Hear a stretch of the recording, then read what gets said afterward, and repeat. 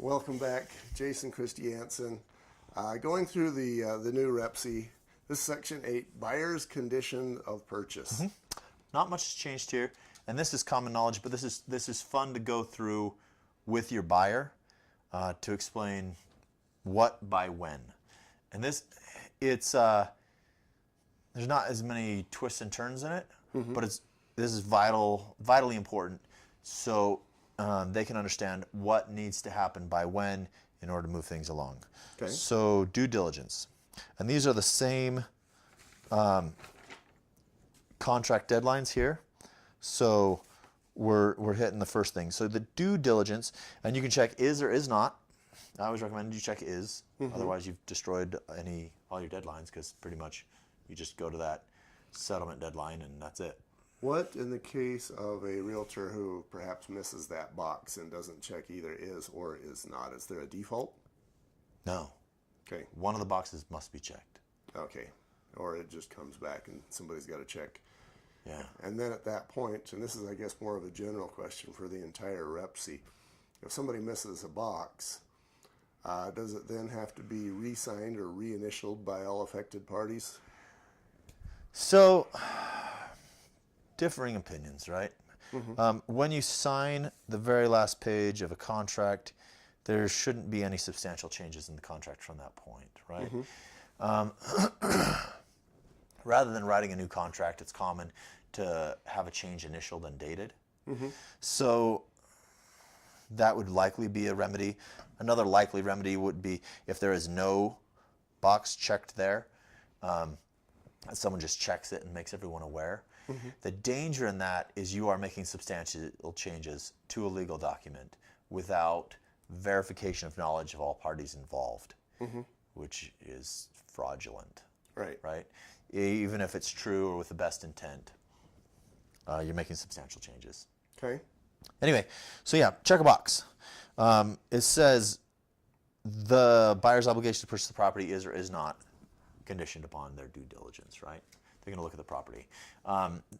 The way the contract performs best, in my opinion, is you see a property you want to buy, you've got a limited window, you walk through it, you write an offer, and then you look at the seller's disclosures, you check out the neighbors, check out the school, and like maybe these are things you can do in the meantime, but this due diligence is the time when you can say, do I like this area? Do I like this home?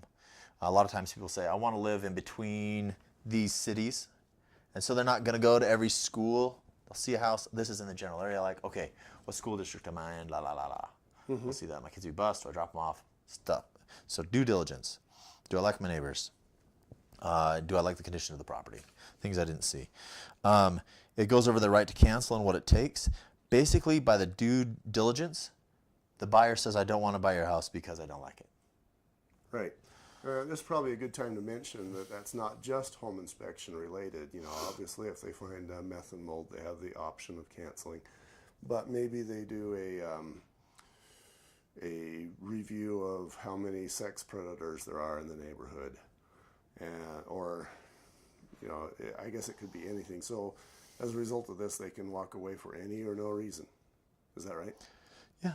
Okay. Yeah. So, and then they added something a little new. So a failure to cancel or resolve objections. So you've got to let them know that you want to back out before the deadline, right?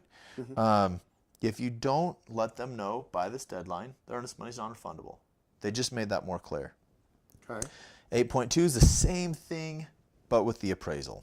Okay, so you pass your due diligence, you can still cancel on the appraisal.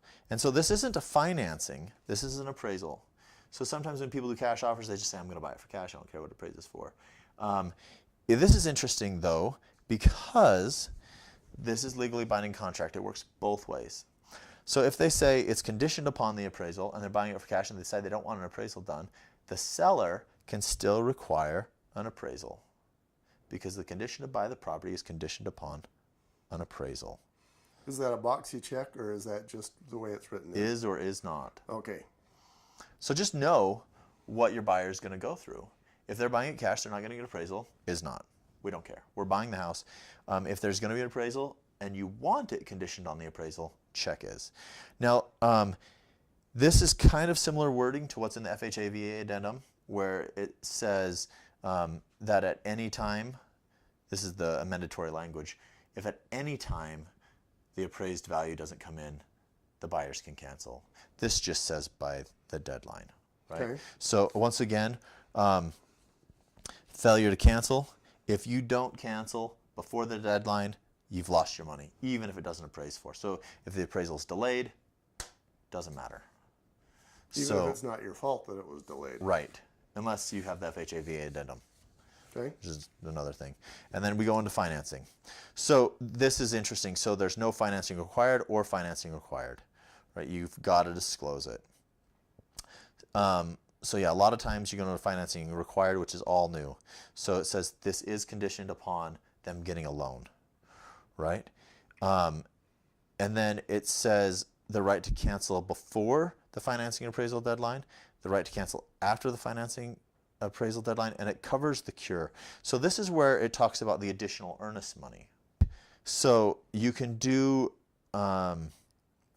section 8.3, subsection of B, I. So 8.3 BI. Boy, that's just beautiful. That just is. Here's some decent language though. Okay. So it says, if buyer, in buyer's sole discretion, is not satisfied with the terms and conditions of the loan, which is beautiful, in the buyer's sole discretion. If they decide that the loan officer smells like beef and cheese and they're vegan, they can cancel. They don't need a credit denial letter. So, which kind of makes the deadlines a little screwy, because if they, typically you would say their due diligence stops, but their due diligence almost goes through the financing appraisal deadline because it's at the buyer's discretion. Anyway, sorry. If they're not satisfied with the terms of the loan, after the due diligence deadline, they can cancel the repc by providing written notice by the time, right? Whereupon this much money of the buyer's earnest money shall be released to the seller without the requirement of further written authorization. So typically, I would put, I'm not a real estate agent, but if I were, when I was dreaming last night that I put 0 in this box because I want to get all of my earnest money back. Right. But you may want to put a number here because it's going to strengthen your purchase contract. If What does it do? Yeah. So this amount that you put here, this $100, $500, $5,000, is non-refundable when you hit their financing deadline. So even if there's another reason to back out or something, this much money is non-refundable. It's going to strengthen your offer. Okay. It's another thing where if you understand how this is written, you can point it out to the seller, the listing agent, and say why your offer is stronger. Right. To help, one of those little touches that can make a big difference. Something to make your offer a little, and especially in a busy market, anything you can do to make your offer look a little stronger. Yeah. So, and you'd think, well, the other agent's a professional. Not always. So this is how to make you look good. Yeah. You know, you guys as realtors know that not all other realtors are professional. I am painfully aware of that. Also in the home inspection business, there's a lot of home inspectors that are real boneheads. Right. And I imagine that you probably know a few lenders that aren't as awesome as you as well. Right. So I guess what you're saying is if you're the buyer's agent and you put that number in there to look a little stronger, you probably ought to make sure that the listing agent actually knows what you did. Notices it. Yeah, use it as a selling point. Make sure your buyers know that this money's becoming non-refundable. Make sure the sellers know this money's non-refundable. So like if the sellers have to sell, like they're doing their section 2.2, right? They're buying another house. They need this to sell to get it. They're going to lose their earnest money if this doesn't happen. If you can equal out this earnest money shall be released to the seller without requirement of further authorization. If you make that earnest money hard, it will soothe their fears a little bit that they're not just going to lose their money. They might lose the house if their house doesn't sell, but at least they'll have the house and the money and they start over. Right. comfort food.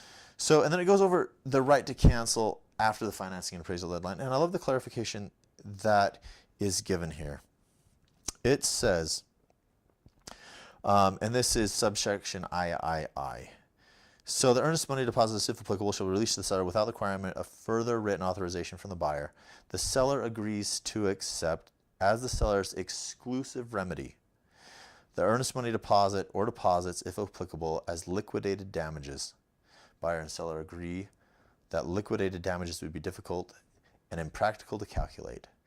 So this, like, with this legal document, you're agreeing to buy and sell a property. With contract, you could sue, say, I'm suing you, taking you to court, forcing you to fulfill the contract. This says, if it's canceled after this deadline, all they do is keep the earnest money.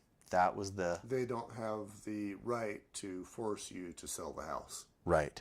Okay. By the financing deadline. Okay? All right. And then we go to section 8.4.